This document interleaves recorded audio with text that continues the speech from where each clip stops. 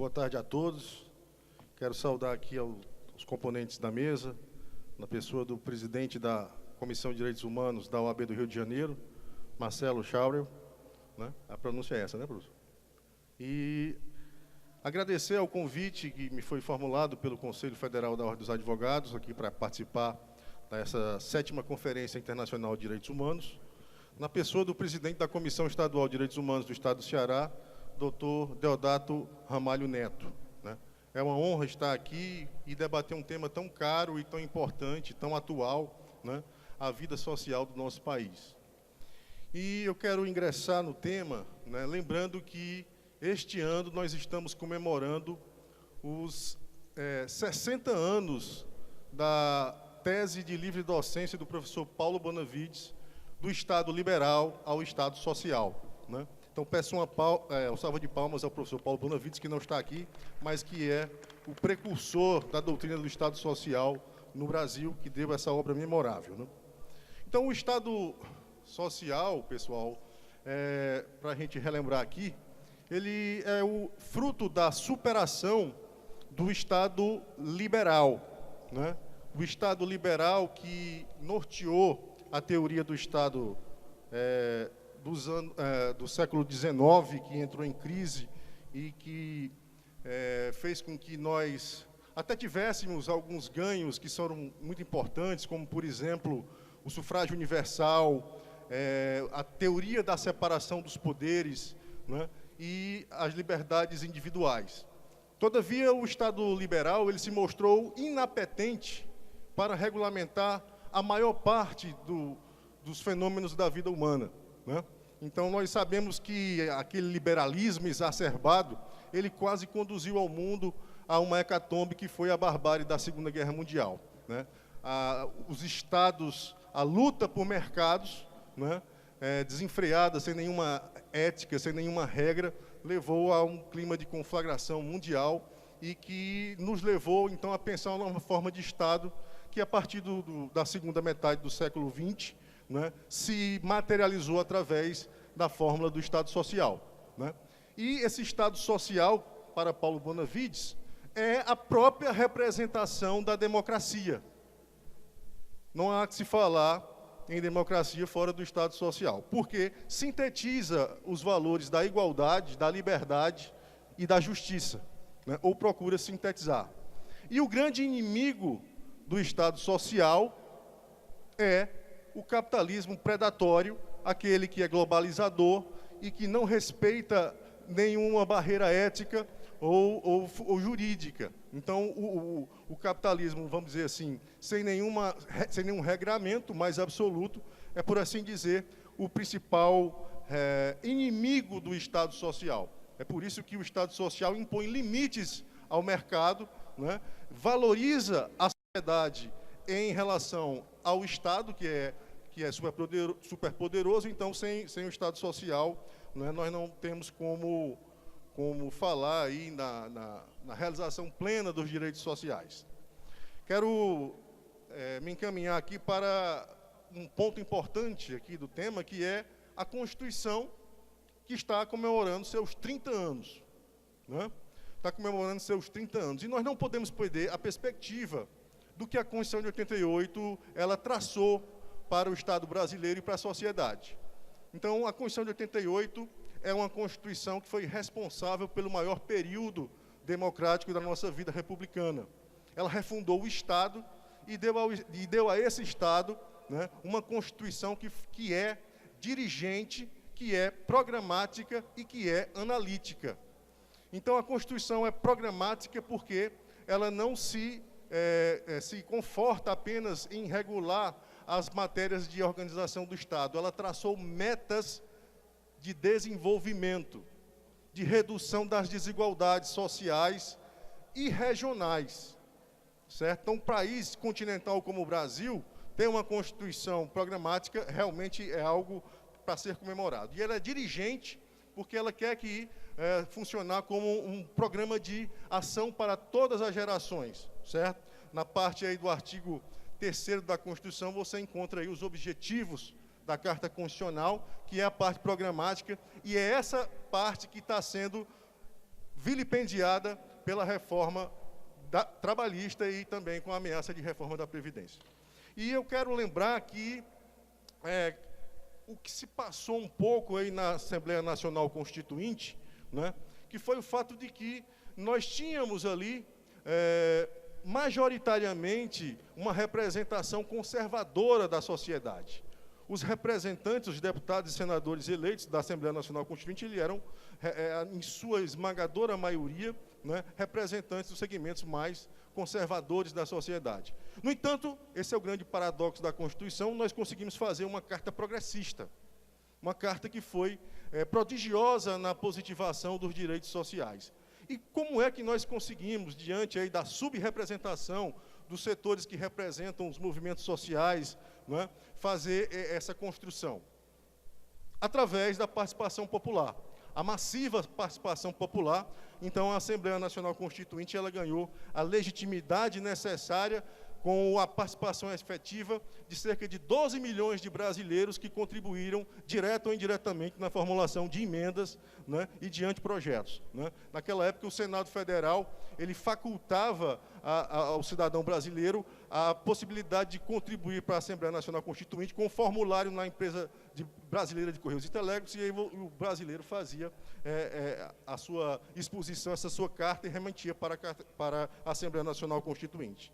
E, então, veja bem, os setores que foram vencidos na Constituinte, né, os setores conservadores da Constituinte, eles nunca se conformaram com essa derrota. Eles nunca se conformaram com a largueza do texto constitucional e sua preocupação e compromisso com a formação do Estado do Bem-Estar Social. E sempre tentaram, de maneira recorrente, fazer com que essa Constituição fosse atacada, que fosse paralisada, né? Então, os desafios para a implementação da Carta de 88 é um desafio permanente que se põe atual, né? Então, por volta dos início dos anos 1990, né, a Carta passou aí por uma ameaça da ideologia neoliberal, né? O consenso de Washington, né, e o apego das ideias clássicas econômicas, eles reivindicavam que a Carta não poderia ser cumprida na parte dos seus direitos sociais, né, seguindo aí um receituário, né, do Fundo Monetário Internacional, de maneira que sempre foi uma luta constante dos movimentos sociais e de direitos humanos para a implementação dessa Carta. Então, não basta ter a Carta, foi dito aqui ontem aqui pelo nosso presidente da Comissão de Direitos Humanos Federal, né? Lembrando aí o mestre Paulo Lopes Saraiva, de que era preciso ir para a rua para poder garantir a Constituição Federal, e ainda é necessário que nós, né, lutemos também nas ruas para defender a Carta Constitucional.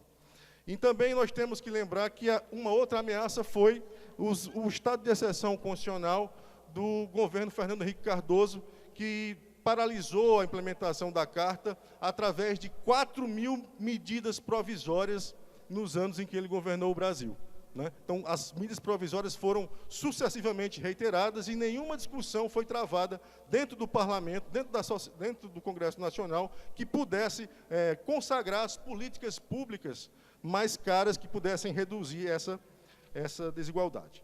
Então, também, mais adiante, né, nós tivemos aí governos que até cumpriram em parte a parte programática da Constituição, seus direitos sociais, né? Eu quero lembrar aqui os governos Lula e Dilma, né, que evidentemente que tiveram avanços na valorização da política de salário mínimo, o incremento das políticas compensatórias e a erradicação da fome, certamente são medidas que foram comemoradas. Mas houve uma mitigação do programa do Partido dos Trabalhadores por ocasião do presidencialismo de coalizão que se efetivou nesse período. O presidente Lula, né, fez pelo menos 2 reformas previdenciárias que restringiram direitos. Inclusive, conseguiu aquilo que o então presidente Fernando Henrique Cardoso não conseguira, que foi a taxação dos inativos, né? Então, mais adiante, né, avançando aí nesse pequeno repertório aí do tempo, nós sofremos agora, no ano de 2016, nós sofremos agora aí um golpe de Estado, certo? Que visou subverter, né, paralisar a implementação dos direitos sociais, né? Tanto assim que o governo que sucedeu a então presidente Dilma, né, a ex-presidente Dilma, buscou implementar o programa que tinha sido vencido nas eleições de 2014. E a primeira medida fundamental que esse governo faz é implantar a emenda constitucional 45, que restringe os investimentos do Estado, a emenda constitucional 95, né, que é fruto da PEC 55, né, que é a chamada PEC da morte, e que, evidentemente, restringe a implementação do Estado social no Brasil, né. Então, essa emenda constitucional é uma emenda flagrantemente inconstitucional, porque ela atinge a parte programática da Constituição, né, e ela, com certeza, tem que ser revista, né, no curto prazo, porque os próprios golpistas, eles não estão dispostos e já estão sofrendo as primeiras consequências com relação à inobservância das políticas públicas, né. Eu já ouvi de muitos parlamentares na agência Senado e na agência Câmara que eles já estão na Comissão de Orçamento já repensando a possibilidade de rever alguns pontos aí dessa emenda constitucional. E aí, dentro desse discurso de que é necessário modernizar as relações trabalhistas e de erradicar um suposto déficit da Previdência Social no nosso Brasil, né, o governo que se instaura tenta implantar uma reforma trabalhista aos moldes do mercado, que, na realidade, desregulamenta as relações de trabalho, substitui, né, o marco legal que norteou o Brasil desde a era Vargas, né, a pretexto de uma redução do custo da produção do nosso Brasil. Ora, não é preciso ter um raciocínio mais apurado, né, para perceber que, se, por exemplo, nós aqui todos fôssemos empresários e produzíssemos um determinado produto, e se nós automaticamente reduzíssemos o custo da nossa folha, é provável que a maior parte dos nossos empregados não tivesse condições de adquirir todos os produtos que nós produziríamos em nossas empresas.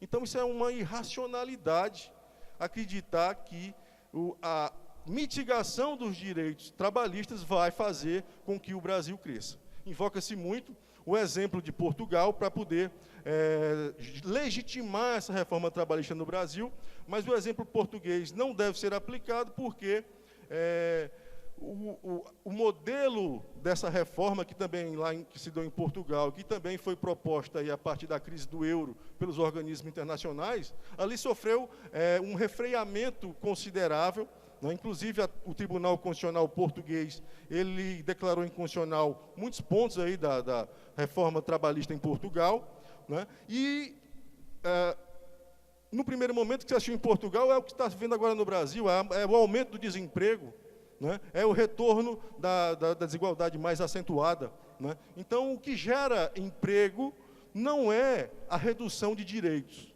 é o fomento à atividade econômica, e nenhum país capitalista do mundo saiu de nenhuma recessão se não fosse pela ação de um Estado indutor, né?